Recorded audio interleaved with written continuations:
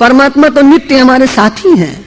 महर्षि वेदव्यास जी ने वंदे महापुरुष ते चरणारविंदम, उनके चरणारविंदों में प्रणाम करते हुए पाद सेवन और वंदे शब्द कह करके वंदन का अगला सोपान, इसको स्वीकार करते हुए गोस्वामी तुलसीदास जी विचार कर रहे हैं जीवन की, भारतीय जीवन की, हिंदू जीवन की, वैदिक जीवन की, सनातनी जीवन की परिणति कहां है, उसकी सीमा कहां है, उसका डेस्टिनेशन क्या है, what is the aim of the life.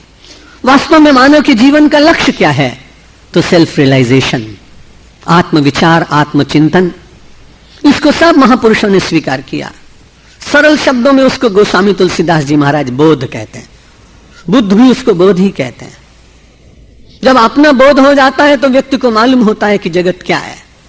इसलिए वंदन के आयाम पर टिके हुए गोस्वामी तुलसीदास ने मंगलाचरण में कहा, वंदे बोधमयम नित्यम गुरुम शंकर रूपिणम जमाश्रितो हि वक्रोपि चंद्र सर्वत्र वंद्यते। उन्होंने सबसे पहले अपने गुरु को माना कि इनका वंदन करना चाहिए। और गुरु कैसा है? शंकर रूपिणम। भगवान श्री राम की उपासना से पूर्व शंकर का अभिषेक यदि कोई करे तो राम बहुत प्रसन्न होते, और शंकर भगवान का अभिषेक करने से पूर्व भगवान श्री राम का स्मरण कोई करे तो भगवान शंकर बहुत प्रसन्न होते हैं। उनमें बड़ी एकता है, क्योंकि प्रातःकाल उठकर भगवान शंकर लोग काशी में ऐसे लोगों की मान्यता है कि गलियों में घूमते हैं और गलियों में घूमकर सबसे कहते हैं कि भगवान का, राम का नाम पियो। भगवान श्री राम ध्यान करते हुए शंकर जी का सारे संसार के कल्याण की कामना करते हैं। गोस्वामी तुलसीदास जी महाराज ने कहा कि मैं तो अपने गुरु को शंकर का रूप मानता हूं, क्योंकि यदि शंकर का रूप मानूंगा तो मुझे बड़ा लाभ यह होगा कि जीवन में बहुत बार विषपान करने के अवसर आते हैं।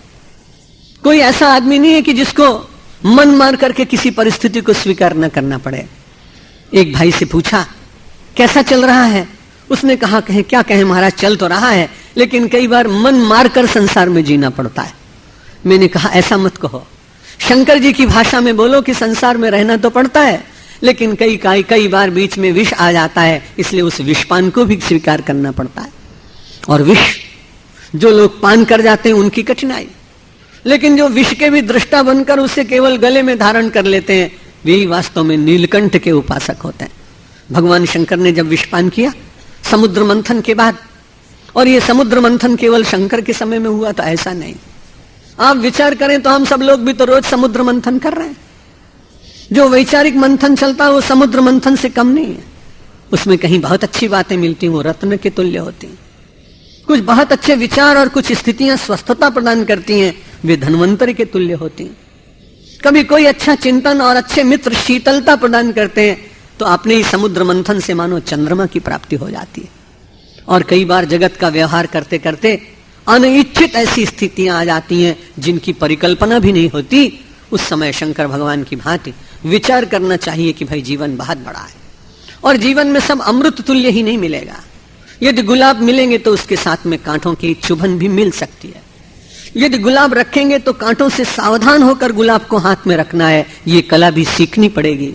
जगत में रहना है तो सब कुछ अनुकूल न होगा, और जब प्रतिकूलता आए तो शिव की भांति गोस्वामी तुलसीदास ने कहा, वंदे बोधमयम नित्यम गुरुम शंकर रूपिणम।